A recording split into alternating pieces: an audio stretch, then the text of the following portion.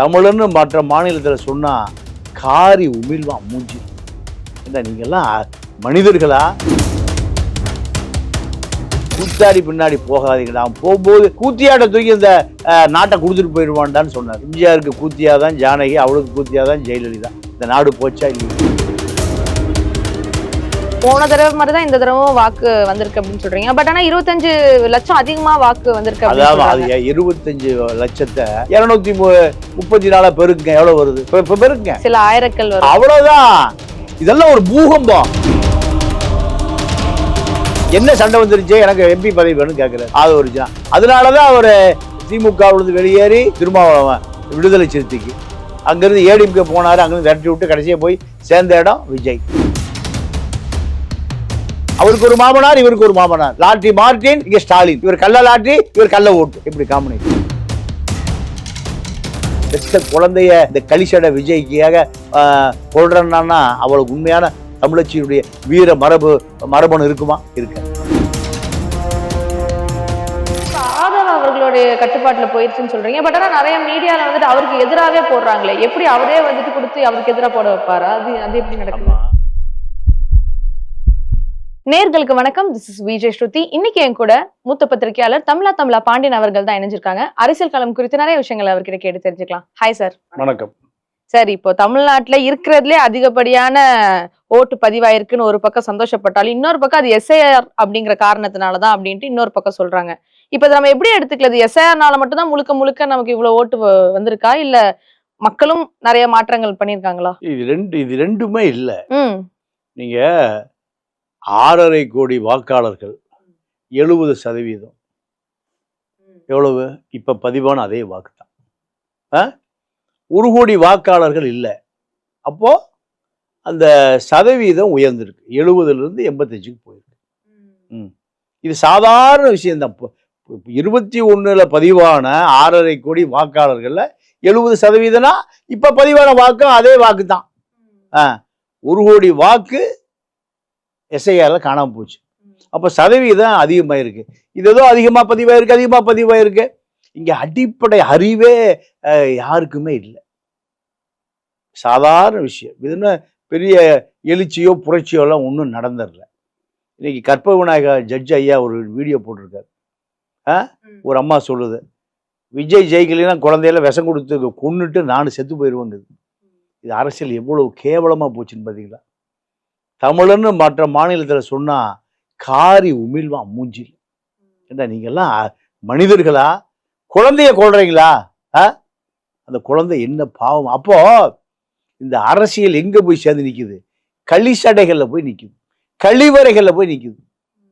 நீங்க காமராஜர் உயிரோடு இருக்கிற பொழுது திண்டுக்கல் இடைத்தேர்தல் அப்ப பேசிட்டு இருக்காரு. எம்ஜிஆர் வந்தோடனே எல்லாம் விட்டு ஓடி போயிட்டான் பின்னாடி. காமராஜர் கேட்டாரா, என்னடா உருவையிலையும் காணா? 3 பிரதமர்களை உருவாக்கிய ஒரு எழுத படிக்க தெரியாத ஒரு விருது பட்டி சாணார். இதை விட அவருக்கு அடையாளமே தேவையில்லை. பல்லர் பறையன் செக்கலையே பண்ணா நாயுடு நாசூர் நாயுடு இல்லை. இவர்கள்லாம் தொட்டா தீட்டு.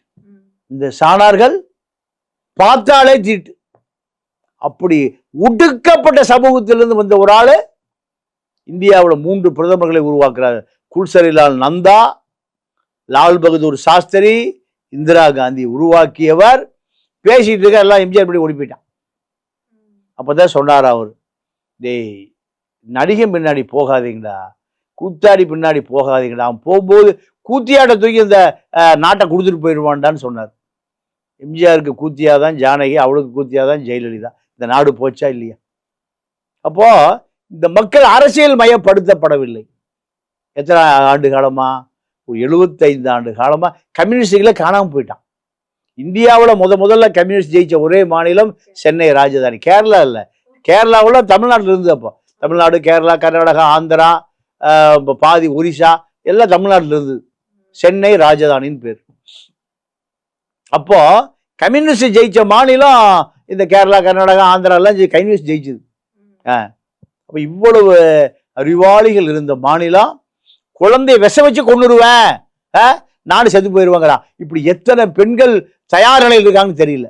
இதுக்கு முன்னாடி திமுகல ஜெயிக்காதவங்களுமே தீக்குளிச்சு நிறைய விஷயங்கள் திமுகவுல எலெக்ஷன்ல ஜெயிக்காதவங்க இல்ல, தப்பு. அந்த வாதமே மக்கள் தான் ஜாவம். அப்புறம் ஆடு மாட தீக்குளிச்சாகும். அதுக்காக யாரும் சாகல. மொழிப்போருக்காக, உலகத்திலேயே மொழிப்போருக்காக இறந்து போனவர்கள் தமிழர்கள் தான். ரெண்டாவது கருணாநிதி பிடிச்சி ஜெயிலில் போட்டா தீக்குளிச்சாவான். கருணாநிதி வைகோவை கட்சி விட்டு நீக்கினாரு. அதுல ஒரு 6 பேர் தீக்குளிச்சதான்.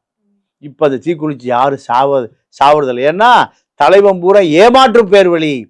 கருணாநிதி ஆகட்டும், வைகோவாகட்டும், எல்லாம் ஏமாற்று பேர் வழின்னு முடிவு பண்ணி இப்ப அந்த அரசியல் தற்கொலை ஒரு முடிவுக்கு வந்துருச்சு. இப்ப முடிவுக்கு வந்த அந்த அரசியல் மீண்டும் தாவைக்கால ஆரம்பிக்குது. நீங்க திருமுருகன் காந்தி இயக்கத்துல கூட ஒரு இளைஞர் ரயில் விழுந்து தற்கொலை செத்து போயிட்டான். அவனால ரொம்ப நாளைக்கு முன்னாடி செத்து போக வேண்டிய ஆள் அவன். தற்கொலை பண்றவன் உலகத்துல போராடுகிற எல்லா புரட்சியாளர்களும் யுத்தம் பண்ணித்தான் சாகுறான். இவனா தற்கொலை போய் சாகுறான். அப்ப இது ஒரு இனமா, இது ஒரு மனிதனமான்னு பாருங்க. முட்டாப்பைய முத்துக்குமார் ஈழ பிரச்சனைக்காக அவன் மனைவி குத்தி செத்து போயிட்டான். 3 முட்டாள் அவன். பாவேந்தர் தான் சொல்லுவார், உன்னை சாகடிப்பவனை சாகடிக்காமல் சாகுறாயே தமிழாங்குவார். எதிரியை நோக்கி என்ன பண்ணணும்? யுத்தம் பண்ணணும், எதிரியை ஒழிக்கணும். பாகிஸ்தான் ராணுவம் வர்றானா போய் இந்திய ராணுவத்துக்கு தற்கொலை செத்து போயிட்டான்னா என்ன நடக்கும்? தீவிரவாதி ஊடுருவுறான் காஷ்மீருக்குள்ள, அவனை என்ன பண்ணணும்? அழிக்கணும். அதுதான் ஒரு யுத்த வீரனுக்கான தகுதியை தவிர பாகிஸ்தான் ஊடுருவிட்டான்டா உள்ள மனைவி செத்து போயிடலாமா? அப்ப இந்த முட்டாள்கள் உடைய அரசியல் முழுமையாக தமிழத்தை ஆக்கிரமிச்சிருக்கு.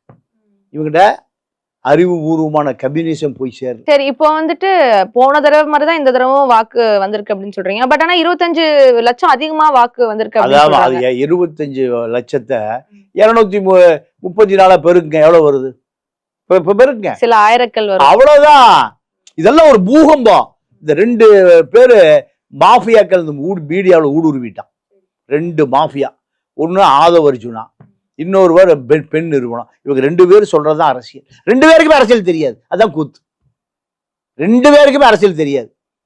இன்னொரு அந்த பெண் யாரு? சபரீசனுடைய பெண் நிறுவனமோ voice of common Aadhav Arjuna தான் இங்க டோட்டல் மீடியாவை கட்டுப்பாடு வச்சிருக்கான். எல்லா பயிலும் அங்க சம்பளம் வாங்குறான். மூத்த ஊடகவியலாளர் சொல்லக்கூடிய அத்தனை தரகர்களும் எங்க சம்பளம் வாங்குறான்? பெண் நிறுவனத்தை சம்பளம் வாங்குறான், இல்லைன்னா ஆதவ அர்ஜுனா சம்பளம் வாங்குறான். சுதந்திரமான கருத்துக்கு அங்க வேலையே இல்லை. 3 லட்சம் ரூபாய் கொடுத்த மொத்த கருத்தையும் வித்துட்டான் நம்ம பையன். மீடியா, அதாவது மூத்த பத்திரிகையாளர் சொல்லக்கூடிய அத்தனை பேரும் பெண் நிறுவனத்துக்கு வித்துவிட்டான், மீதிய ஆதவ அர்ஜுனோட வித்துவிட்டானுங்க. இதுதான் முடிஞ்சு போச்சு. அப்ப எப்படி இருக்கும்? ஆதவ அர்ஜுனாவுக்கு எதுவுமே தெரியாது. இன்னது விட பெரிய கொடுமை என்னன்னா, ஆதவ அர்ஜுனாவும் சபரீசனும் நெருங்கிய கூட்டாளிகள். எப்போ? நீங்க 16ல இருந்து 21 வரைக்கும் என்ன சண்டை வந்துருச்சு? எனக்கு எம்பி பதவி வேணும்னு கேட்கிறாரு ஆதவ அர்ஜுனா. அதனாலதான் அவர் திமுகவிலிருந்து வெளியேறி இதுக்கு போனார், திருமாவளவன் விடுதலை சிறுத்தைக்கு. அங்கிருந்து ஏடிஎம்கே போனாரு, அங்கிருந்து விரட்டி விட்டு கடைசியா போய் சேர்ந்த இடம் விஜய். அவர்கிட்ட பல லட்சம் கோடி இருக்கு. மாமனார்கிட்ட 5 லட்சம் கோடி இருக்கு. பொண்டாட்டி வகையில 1 லட்சம் கோடி வரும். அதனால இறைச்சி செலவு பண்றாரு. இந்த பக்கம் சாதாரண ஒரு ஐடி ஊழியராக வாழ்க்கையை துவக்கிய சபரீசன் இன்னைக்கு அவுட் 5 லட்சம் கோடி இருக்கு ஜி ஸ்கொயர்ல. ஏன்? மாமனாரு, அவருக்கு ஒரு மாமனார், இவருக்கு ஒரு மாமனார். லாட்ரி மார்டின், இங்க ஸ்டாலின். இவர் கள்ள லாட்ரி, இவர் கள்ள ஓட்டு. எப்படி காம்பினேஷன்? அப்ப 2 இளைஞர் என்ன பண்றான்? பணம் இருந்தா எல்லா பேரும் நம்ம காலடியில் விழுவான். தமிழ்நாடே காலடியில் உழுந்து கிடக்கும். ஓட்டுக்கு 5000 வரை கொடுக்கறது சபரீசன் தயார். இங்க இந்த மீடியா அத்தனையும் வைத்துக்கொண்டு இலவசங்களை வாரி இறைக்க போறேன், மலிவான வாக்குறுதிகளை கொடுத்து சினிமா கவர்ச்சி. வேற 2மே ஒழிக்கப்பட வேண்டிய அதிகார மையங்கள். அதனாலதான் குழந்தை குட்டியெல்லாம் கொண்டு செத்து போயிடுவாங்கடா ஒரு ஒருத்தி. அவருடைய மரபணை பரிசோதிக்கணும், மாற்று மரபணு. அவ கண்டிப்பாக தமிழனுக்கோ தமிழச்சிக்கோ பிறக்காத ஒரு மரபணுவா இருக்கு. பெத்த குழந்தைய இந்த கலிசட விஜய்க்காக கொள்றன்னா அவளுக்கு உண்மையான தமிழச்சியுடைய வீர மரபணு இருக்குமா? இருக்காது. இதெல்லாம் மரபணு மாற்றிய சமூக கட்டமைப்பு. சரி, இப்போ வந்துட்டு சில ஆயிரங்கள் தான் நம்ம அதிகமா இருக்குங்கிறீங்க. பட் கரூர்ல இந்த தடவை தான் அதிகமான வாக்குப்பதிவு நடந்திருக்கு.